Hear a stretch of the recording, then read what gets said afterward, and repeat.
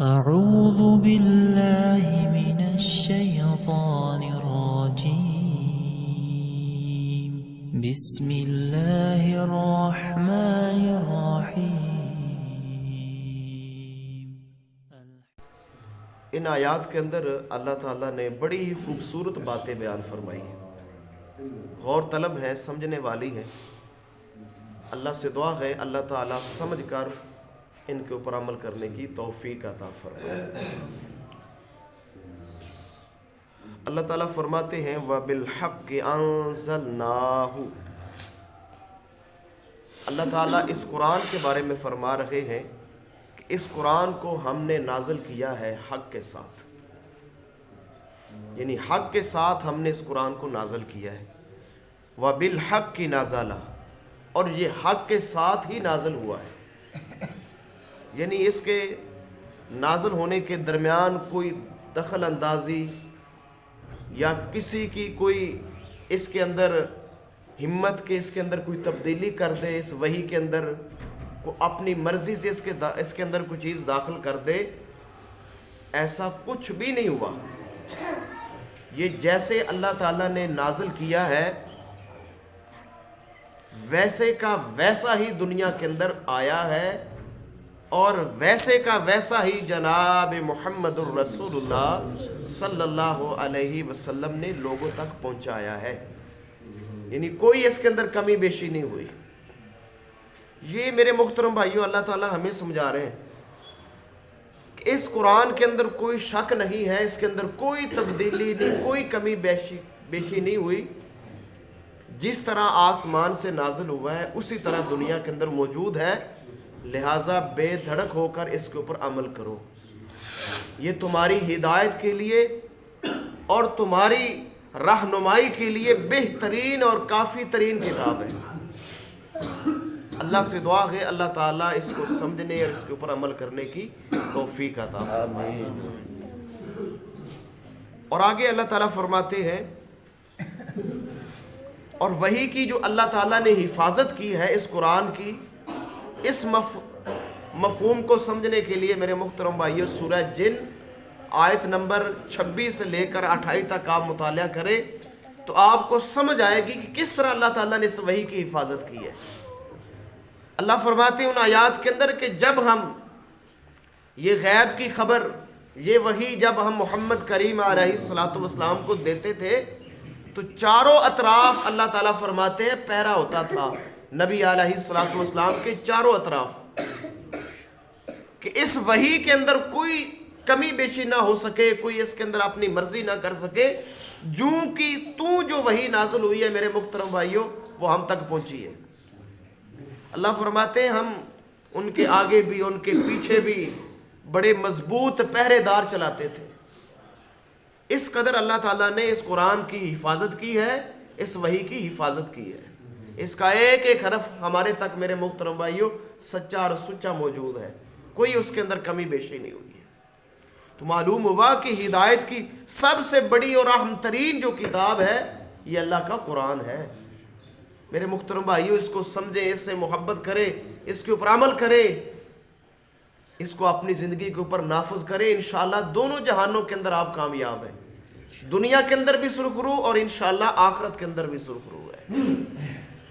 اور اگلی آیت کے اگلے حصے میں اللہ تعالیٰ فرماتے ہیں جناب محمد الرسول اللہ صلی اللہ علیہ وسلم کو مخاطب کر کے فرمایا وَمَا أَرْسَلْنَاكَ إِلَّا مُبَشِّرًا وَنَذِيرًا، میرے نبی ہم نے آپ کو بھیجا ہے صرف اور صرف مبشر بنا کر اور نذیر بنا کر، خوشخبری دینے والا اور لوگوں کو ڈرانے والا، یہ ہم نے آپ کو بنا کر بھیجا ہے۔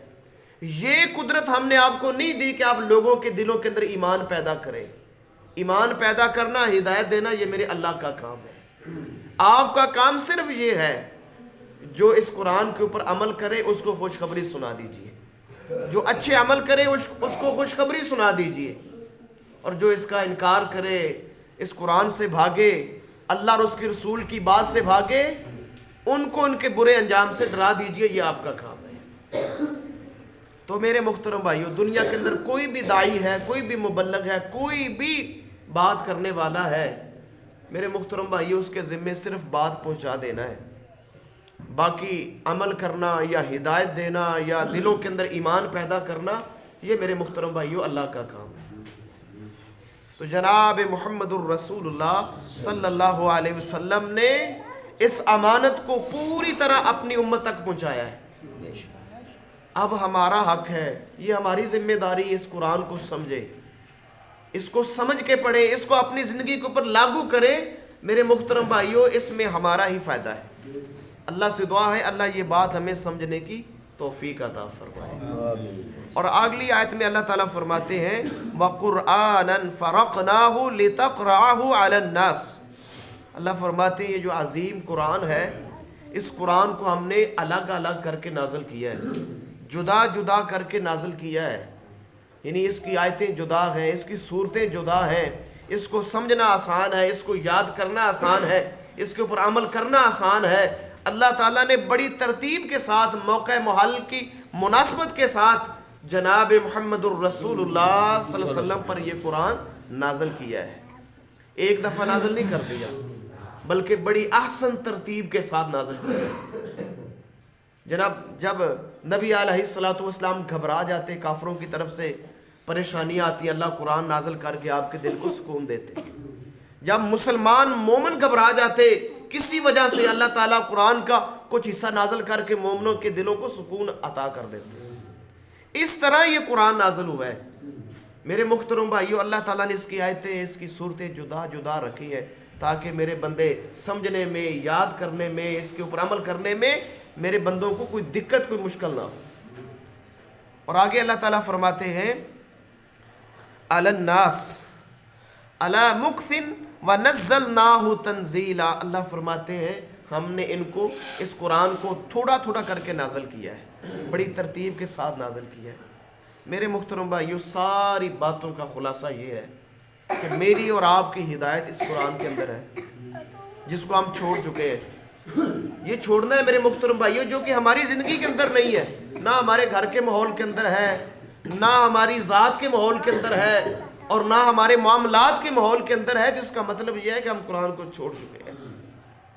میرے محترم بھائیو پوری کوشش کریں اس پورے قرآن کو پوری طرح، میرے محترم بھائیو اپنے گھر کے اندر بھی، اپنی ذات کے اوپر بھی، اپنے گھر والوں کے اوپر بھی، اور اپنے معاملات کے اندر بھی اس قرآن کو نافذ کریں۔ دیکھیں گے آپ کے کس قدر اللہ تعالیٰ کی رحمت اور برکت نازل ہو رہی ہے آپ کی زندگی کے اندر۔ آپ کو پتہ چل جائے گا میرے محترم بھائیو یہ کتنا برکت والا یہ اللہ کا کلام ہے، کتنی برکت والی یہ اللہ کی کتاب ہے۔ لوگ برکتیں ڈھونڈنے کے لیے پتہ نہیں کون کون سے وظائف کرتے ہیں اور کہاں کہاں سے دھکے کھاتے ہیں۔ سب سے بڑی برکت ہر گھر کے اندر موجود ہے قرآن کی صورت کے اندر۔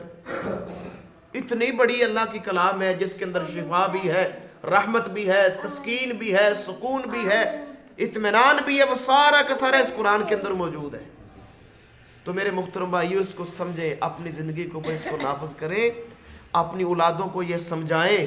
انشاءاللہ یہ سارے جو فرقہ واریت کے یہ جو ساری چیزیں انشاءاللہ ختم ہو جائیں گی۔ جب قرآن عام ہو جائے گا نا میرے محترم بھائیو، پھر یہ ساری الجھنیں، یہ پریشانیاں، یہ ساری ختم ہو جائیں گی۔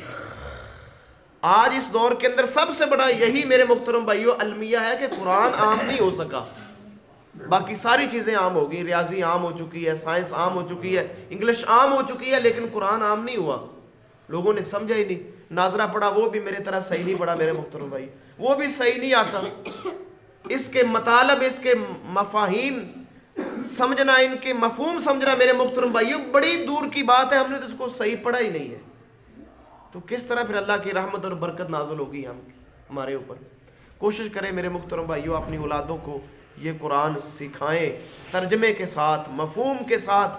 دیکھنا کس قدر اللہ تعالیٰ کی طرف سے بہار اور اللہ کی رحمت انشاءاللہ استقبال کرے گی۔ اللہ سے دعا ہے اللہ عمل کی توفیق عطا فرمائے، اللہ اس قرآن کو سمجھنے اور اس کے اوپر عمل کرنے کی توفیق عطا فرمائے۔ اللہ سے دعا ہے اللہ تعالیٰ کمی کوتاہی اپنی رحمت سے معاف فرمائے۔